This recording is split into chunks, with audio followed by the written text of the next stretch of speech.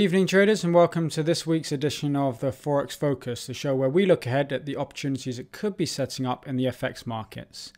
Now, unfortunately, there wasn't that much movement last week in terms of the trades that we were looking at. Obviously, we were looking for a bounce from some levels, but we didn't get the signal to actually take them. The market sort of got up to those levels and went sideways. However, there were some moves in some other pairs, which has presented quite a few nice opportunities that we could take this week. So without further ado, let's jump over to the charts and see what it is that we're looking at.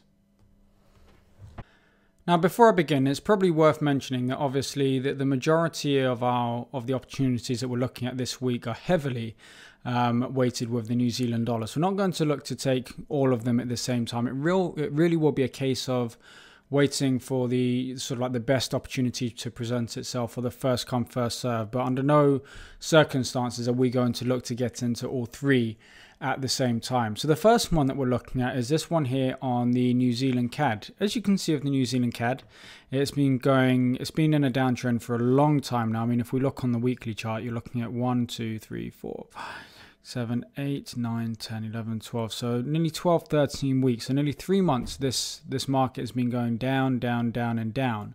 And what's interesting is it's also now broken a structure level. So it's broken this structure level here on the left. So as you can see, this structure level was back in the 10th of October 2014. It's broken below that level now, and it's held below it. So the opportunity that we're looking for, we missed the opportunity to take the initial bounce. So for the initial break here, waited for a pull up to that structure level, then an opportunity to sell there. We actually missed that opportunity, which is a bit of a shame. But nevertheless, we are going to look to probably, depending how this opens on Sunday, dip a toe in here and at least put sort of like a probe, an initial position in there to see how that reacts. We'll put an initial position in with a stop above the highs, looking for the market to go significantly lower. And if we take a look at the weekly chart here, we can see that it really does have room to go. So we're at 84.13 now, and the market, the next sort of significant area on the weekly chart is 79.68. And our stop will be up at above 85.14. So, you know, you've got sort of like a 200 pip stop for a potential 400-500 pip type gain. So that's something that we're certainly going to be looking at next week, depending on the price action that we get when it breaks below that level. The other opportunity is also taking a New Zealand pair short, and that's the New Zealand yen. So the New Zealand yen isn't as strong. It hasn't broken that structure level. In fact, we're going to be trading into a structure level. So if we have an opportunity to choose between the two, we're obviously going to go for the New Zealand CAD. But nevertheless, we've got a very similar setup in the sense that the markets are now playing with the low. So it's been trending down on the 4-hour time frame, trending down on the 60-minute time frame. The hour time frame is also moving downwards, although we are coming to a structure level here, which is something we do need to pay attention to. But again, this is something that might provide a nice opportunity, albeit this one is probably a much shorter term opportunity than the New Zealand CAD. The New Zealand CAD we can obviously see running for, you know, a good few days or a few weeks. The New Zealand yen, the one that we're looking at here, because we're playing with these structure levels, it might be a case of getting in there, getting some quick profits and getting out again. But essentially it's the same type of trade. We're looking for the market to break through this level here. If we zoom in there, perhaps what we can also look for is the market to not get in on an initial break here, but wait for the market to break through that level and then pull back to it. And when it pulls back to that level, then look to go short from there. Okay. The other opportunity is the New Zealand dollar. Now, I said we're heavily weighted with the New Zealand dollar at the moment. And I haven't lied, because the three opportunities, or the first three opportunities that we're looking at, have all been the New Zealand dollar against something else. So this is against the US dollar. And again, very same sort of setup as the New Zealand CAD. Looking at the weekly chart here, you can see that the market's broken structure right there. So the market's broken beneath a level that we didn't want to be trading into, which is great. We'll put that on the daily charts as well. And on the 4-hour time frame, it's now looking like it's going to break lower. It's going to break beneath here. However, what I'm actually thinking in terms of this one here is if I take the New Zealand CAD short, then I might give myself a little bit more time to wait for the New Zealand dollar to actually pull back to this level here.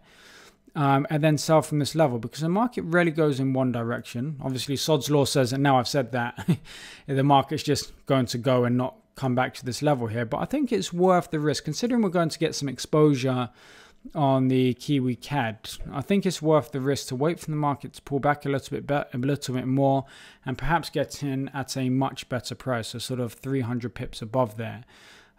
Is where the previous structure level is. So maybe wait for the market to come up here and then sell from there. That's sort of what's on my mind at the moment. But we'll see how things play out next week. And then finally, we've got the Aussie CAD. And the Aussie CAD is coming up to a very, very big level. As you can see here on the weekly charts, put in that level there.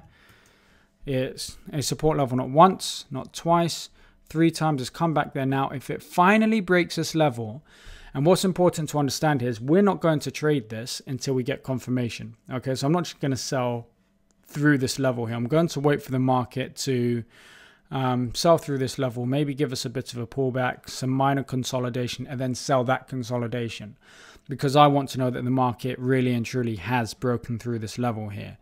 But what I'm looking at is we've got this big structure level here. If the market can get below that, obviously we've got to keep an eye on 91.70, 300 pips lower, sorry. But look for the market to get through here, then jump down to one of the shorter term time frames, so maybe like the 60-minute chart. Look for a period of brief consolidation below that level. Once we've had that consolidation, if it can form sort of like a pennant or a flag, then sell the break of that. And that's ultimately how we're going to play that trade there. The Aussie, New Zealand and the pound CAD that we spoke about last week are still well and truly on our radar. They haven't moved anywhere. They haven't broken the structure level, as you can see here. The market's just toying with it. We want to see the market break up above this level and then close back below. And that will really be the indication to us that the market's going short. But at the moment, it's just a case of waiting on the sidelines to see what happens. And the same obviously goes for the pound CAD.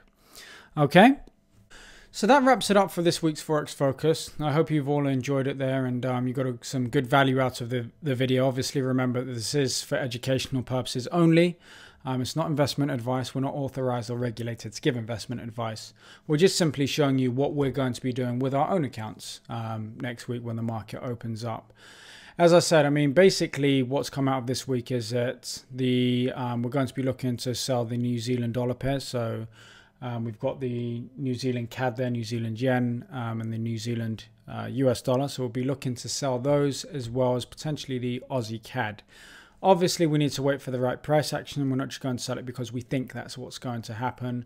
Part of being a successful trader is understanding when and when not to trade, and not trying to rush into things and dive into things, because there are always going to be trades there. Even if you have to wait, a period of 1 to 3 months even, there will be trades there. The market does go through periods of consolidation. There's nothing that we can do about that. Obviously, we've got the Greece situation coming out next week. Fortunately, the main pairs that we're looking at there aren't European pairs, so they shouldn't be affected as much. But the markets will be a little bit jittery until we get some sort of a conclusion to that, whether that be a permanent solution or just kicking the can further down the street. But we need something to happen in any case. Okay, so thank you very much for watching. Please remember to give us a thumbs up or subscribe to the channel. Or post a comment if you like, and we'll be sure to speak to you on next week's Forex Focus. So thank you very much for watching, and have a good week's trading. Take care.